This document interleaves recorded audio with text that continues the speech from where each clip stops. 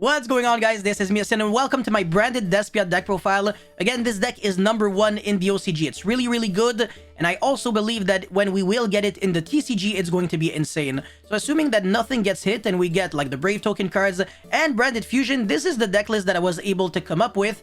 I obviously didn't really inspire myself from any other videos or any other deck list, so this is pretty much for the most part just my pure invention. So I hope I was able to get the majority of it right. If there are some branded Despia experts in the comment section below, please let me know your thoughts in the comment section below so we can all, improve as a community. So before this video starts, make sure you like and subscribe, and also check me out on Twitch and Instagram. And now that this is out of the way, let's get into this deck list. So I'm playing 3 Aluber, 3 branded fusion, 3 branded opening, and foolish burial. So 10 starter cards. Regardless of which one you draw, you will guarantee access to your fusion into Dragoon or literally any other big boss monster you want to summon. So these 10 monsters, literally every single card, well, monsters, well, they technically get to monsters. So yeah, even though the majority of them are spells, they're like spell monsters. So yeah, these 10 cards, absolutely broken. You always want to see at least one in your opening hand. And then the other cards, not necessarily pleasant to see.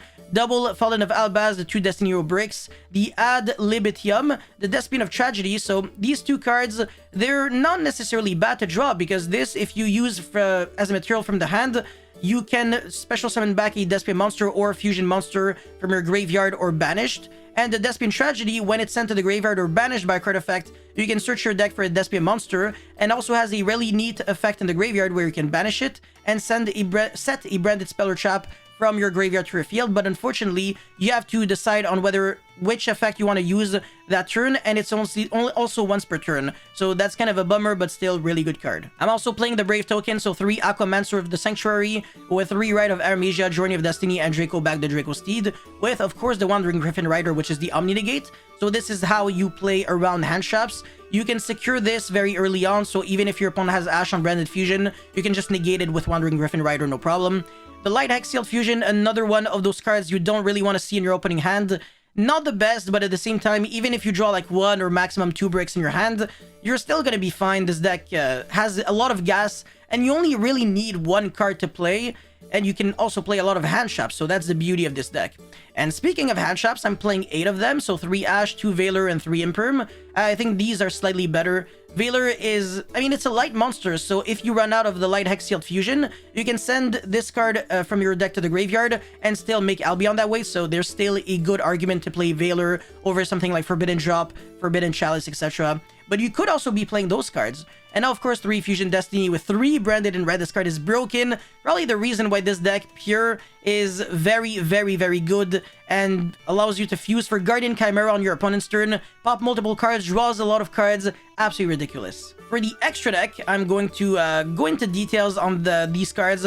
So Guardian Chimera is the card that I showed the most, I want to say, in my combo video. So it requires 3 monsters with different names, and it's pretty much almost the signature trademark of this deck, as well as like Albion and probably Lubellion and Mirror Jade, I guess you can say. Okay, every single fusion monster in this deck is like super unique. But Guardian Chimera is nasty because, again, the fact that you can fuse for this card on your opponent's turn is pretty huge. It is a game-winning card on its own. It doesn't even target when it destroys cards, and you can chain block this card very easily. It has 3300 attack and pretty much just requires 3 monsters with different names. The fact that you can fuse from the hand as well makes it so this card always draws card, always pops cards.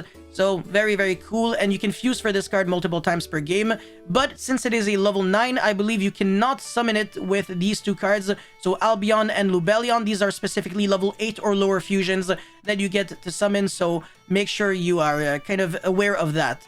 And now for the other monsters, Dragoon. Again, you do not have to play Dark Magician, Red Eyes, and all those bad cards, because the Light Hex Sealed Fusion can be the substitute for Dark Magician. If you read Dragoon carefully, you would see that the summoning conditions are Dark Magician plus Red Eyes Black Dragon or 1 Dragon Effect monster. So in this situation, the Dragon Effect would probably be Fallen of Albaz or Lubellion, Albion, whatever, as well as the Light Hex Sealed Fusion that would be treated as Dark Magician. The only small problem is that you would be making Dragoon with no non-effect monsters, so the effect to like destroy monsters your opponent controls and inflict damage would not be given to Dragoon. But I mean, do we really care about that? The main thing that makes Dragoon disgusting is the Omni Negate and the fact that it cannot be destroyed or targeted by card effects. So this card is an absolute pain in the ass to deal with. and that's the reason why I really hope it's gonna get banned one day. Anyways, to Mirror Jade, the Ice Blade Dragon. This card is also absolutely disgusting. It requires Fallen of Albaz plus a Fusion, Synchro, Xyz, or Link monster. So for the most part, you're using only Link or Xyz, and even Link not gonna happen very often, but Synchro, well, Fusion very often. But the fact that you can also make this using Synchro monsters will come up because you can use Fallen of Albaz with an opponent's Synchro monster in order to make this. So don't forget that this is like a Super Poly S card, and this also banishes a monster on the field without targeting. So non-destructive, non-targeting removal, always great. And on top of that, you also go +1 by using that effect, since you get to foolish your deck for either Titanic Lad or Albion, and then during the end phase you either get a Branded Spell or Trap from your deck to your hand or field, or you get to add or special summon Fallen of Albaz, or technically a Dogmatica monster, but I wouldn't really play Dogmatica cards in this deck.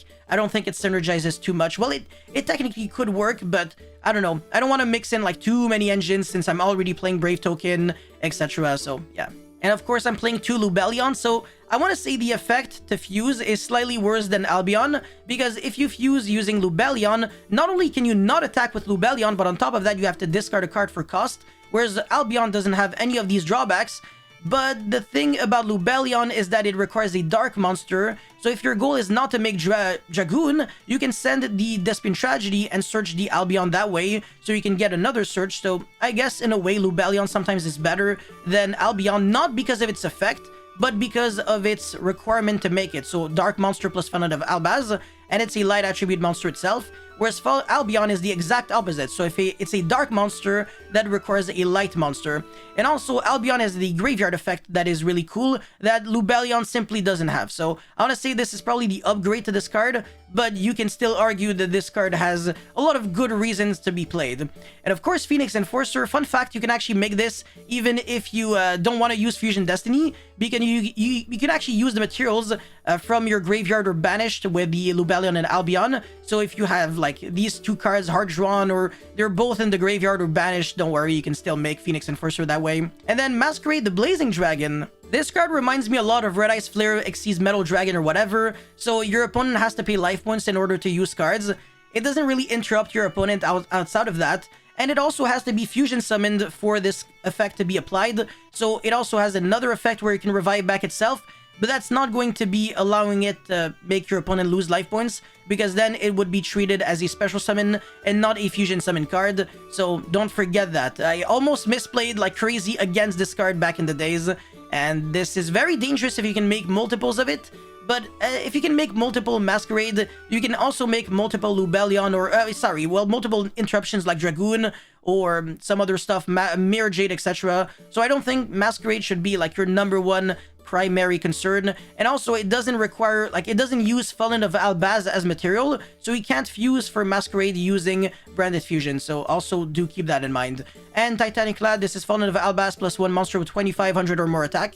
So if you have Fallen of Albaz, you can fuse using your opponent like Flundery's Empen, and that would allow you to make this card, because if you have, let's say, only Mirror Jade in your extra deck as a target, or like Lubellion, Albion, etc., you're not going to be able to fuse with like every single card out there, so the material for Titanic Lad is probably what makes it really good. And for the Link monsters, the majority of them are not really relevant, but especially the Relinquished Animal, but the Link Spider and Anaconda are when you brick like crazy and you only have like Red of Aramesia and nothing else, you can at least make Verte into Phoenix Enforcer or Verte into Mirror Jade Pass, and that's pretty much it. It's not ideal, but it's better than nothing. So that's it for the extra deck.